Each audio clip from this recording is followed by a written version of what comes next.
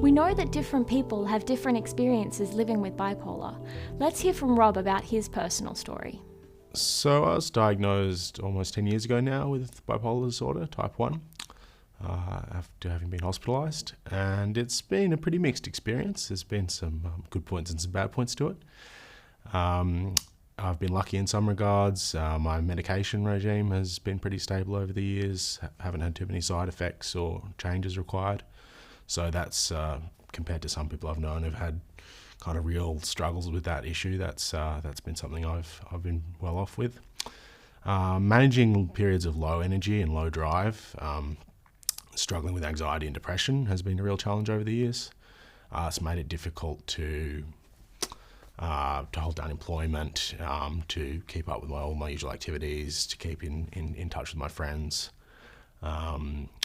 Over the years, that's been a real constant battle, and I guess it's one that's the low period, the period of depressed energy is can be a bit less visible. So might be one that is less noticed by other people, that you're actually going through a hard time. So that makes it more difficult as well. So for me, that's definitely been one of the harder aspects of having bipolar. In terms of periods of high mood, that's been a really very different kind of challenge. In those periods where I sort of haven't slept, and particularly typically for me in periods around spring or autumn when there's a seasonal change, that's when I'm kind of most vulnerable to going through an elevated period. And that has sometimes been some very enjoyable experiences, certainly from my own point of view, if not the point of view of other people. Having a very elevated mood can be a really exhilarating experience. It can be really, it's hard. It's always sort of hard to put into words to describe how different it is. You think if it's just in terms of not sleeping very much and having a lot of energy, doesn't really describe it. The sensation that comes along with having grandiose delusions and kind of wild flights of ideas can be a real sort of exhilarating roller coaster ride. But equally, there have been periods where that high energy has come with a less positive mood, and so there have been times where I've had to deal with paranoia and other really unpleasant symptoms. And luckily, most of the time, my insight has remained relatively good. So even in the periods where I've needed to go to hospital, I've usually self-admitted, or at least been involved in the process of having myself admitted to hospital.